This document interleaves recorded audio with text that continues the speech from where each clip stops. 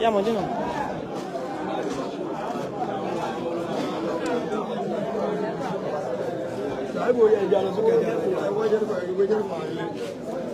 Mo rí kọ́ yín lánàá, mo kò sọ̀rọ̀ mọ́.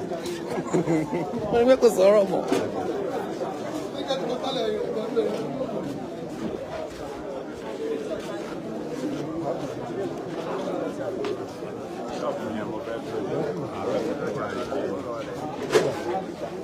Wọ́n ẹ bá gbomi lẹ̀ o.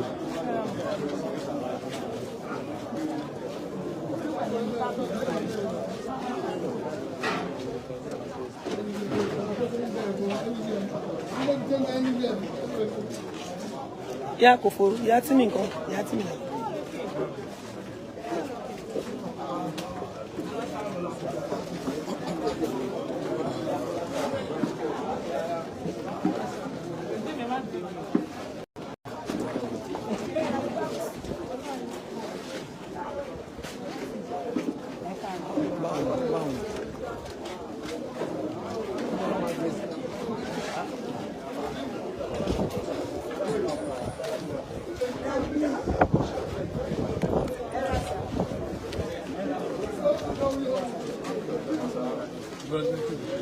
Amen.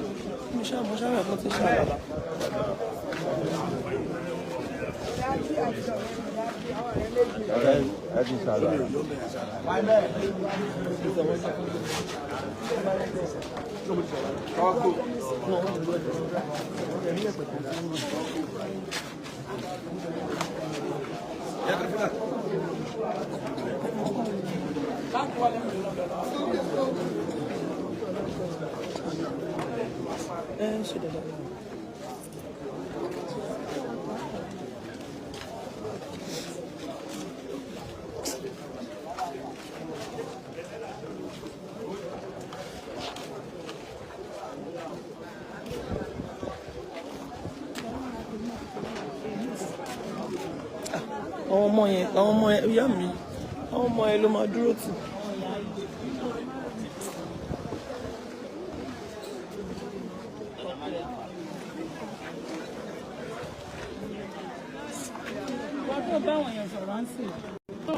Tó wá bírèkì níbí.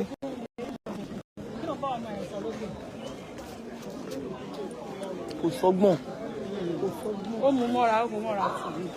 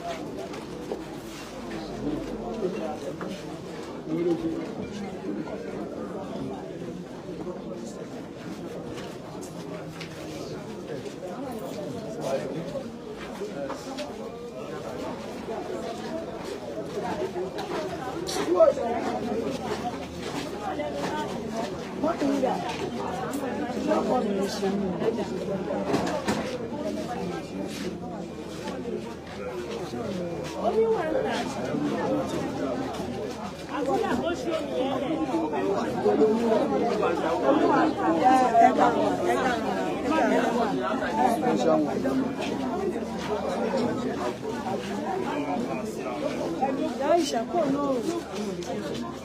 Aisha.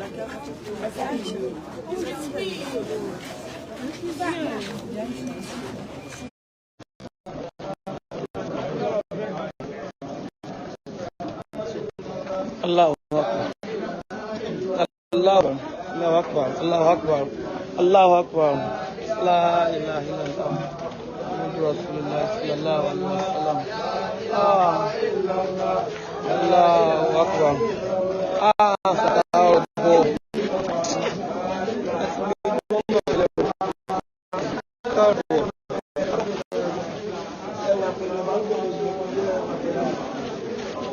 Okay, ta ló máa tẹ̀ sí.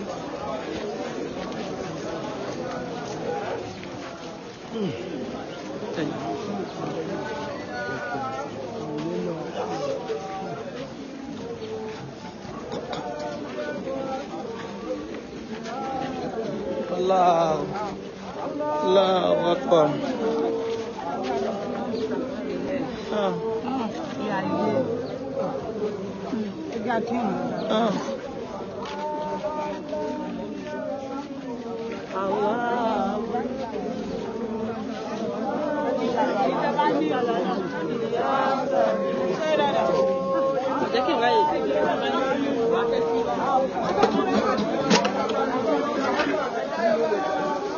Sallallahu.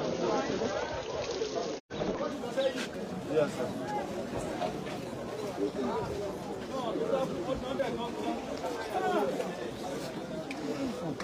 Kámẹ́rà ló ń gbé dání lóòótọ́.